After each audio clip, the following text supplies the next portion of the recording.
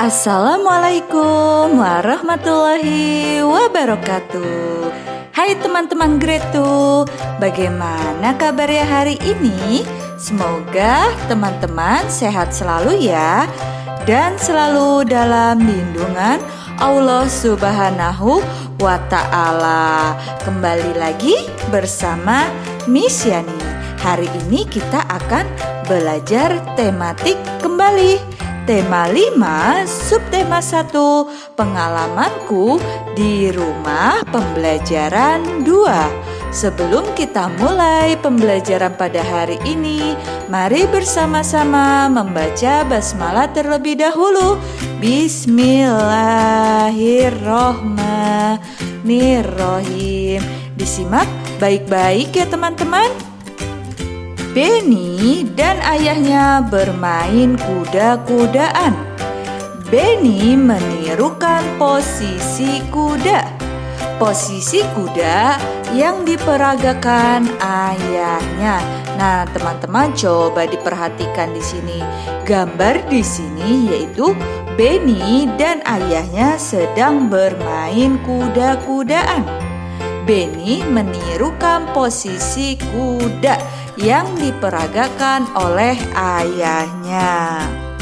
Teman-teman, perhatikan gambar yang ada di sini. Ada berapa gerakan bertumpu dengan tangan.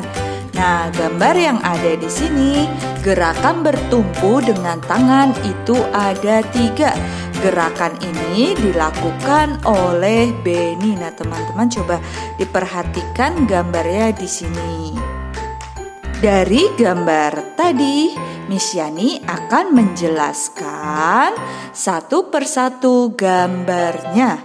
Gambar yang pertama yaitu tengkurap dengan telapak kaki dipanjangkan, tangan ditegakkan sehingga badan tegak.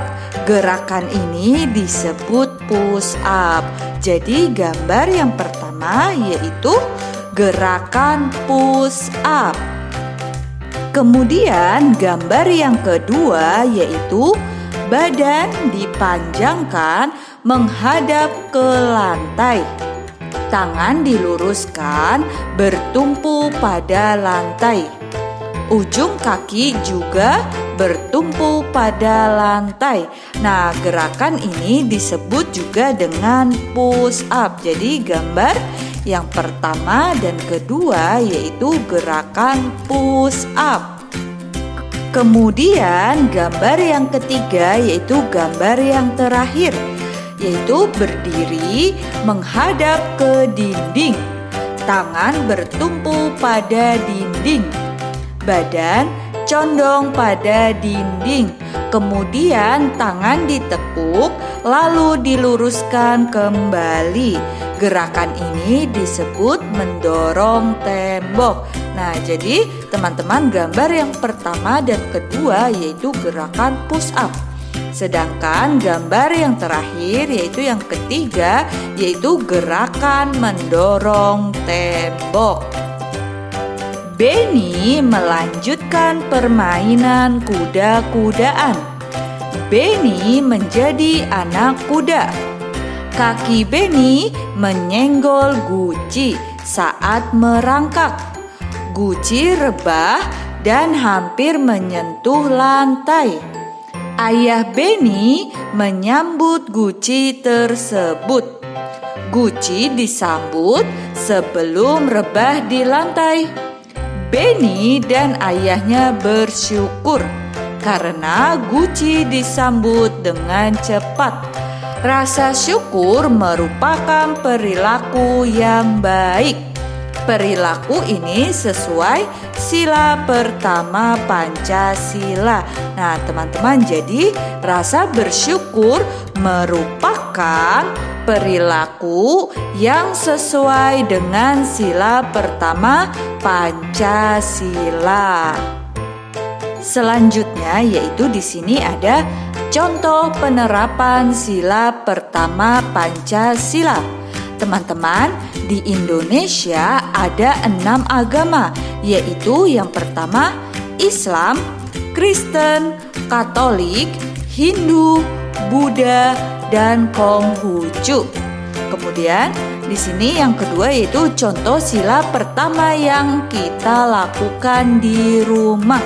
Yang pertama contohnya yaitu beribadah bersama keluarga. Kemudian berdoa bersama keluarga. Kemudian yang ketiga, berdoa sebelum makan, sebelum tidur, sebelum belajar, dan lain-lain. Kemudian saat berdoa dan beribadah kita harus bersungguh-sungguh karena kita berdoa kepada Tuhan. Benny bersyukur karena guci tidak pecah. Benny minta maaf kepada ayahnya. Pernahkah kamu melakukan kesalahan? Nah, teman-teman pasti pernah ya melakukan kesalahan. Apa yang dilakukan setelah itu? Ya, setelah kita melakukan kesalahan, kita harus minta maaf. Apakah kamu pernah minta maaf? Pasti teman-teman pernah ya melakukan minta maaf. Nah, coba lakukan dengan sopan. Nah, teman-teman, jadi saat kita minta maaf kepada seseorang, kita harus lakukan dengan bahasa yang sopan. Teman-teman, di sini ada percakapan antara Benny dan ayahnya. Miss Yani akan membacakan ya. Pertama yaitu Benny.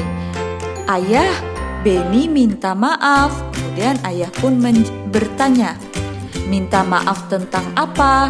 Benny pun menjawab, karena Benny kurang hati-hati. Ayahnya menjawab, ya nak, ayah memaafkan. Benny lain kali harus hati-hati ya. Kemudian Benny menjawab, iya ayah. Ayah pun mengajak Benny bermain kuda-kudaan lagi. Ayo main kuda-kudaan lagi. Kemudian Benny pun menjawab, aku ingin menjadi anak kuda lagi. Ayah pun menjawab, baiklah jagoanku. Nah, teman-teman, itulah percakapan antara Benny dan ayah.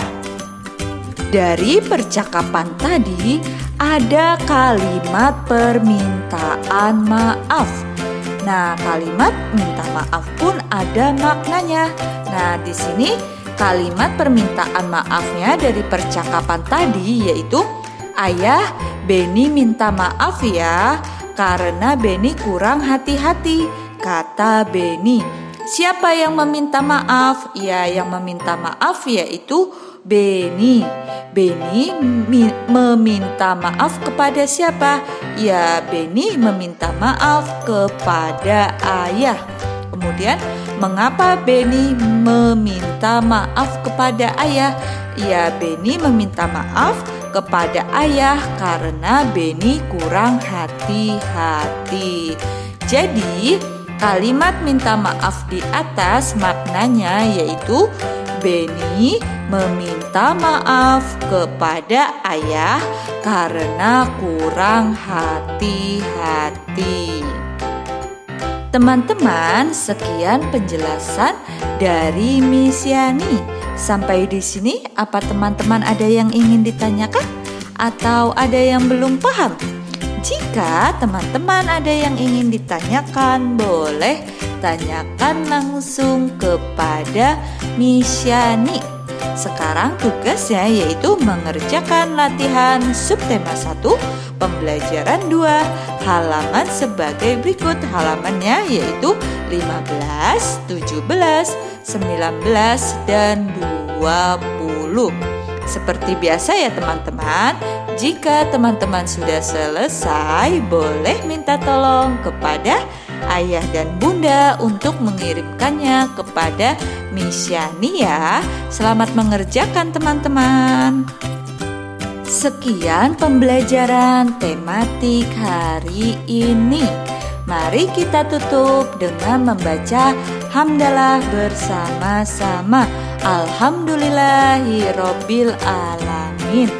Terima kasih ya teman-teman. Tetap jaga kesehatan. Sampai jumpa kembali. Wassalamualaikum warahmatullahi wabarakatuh.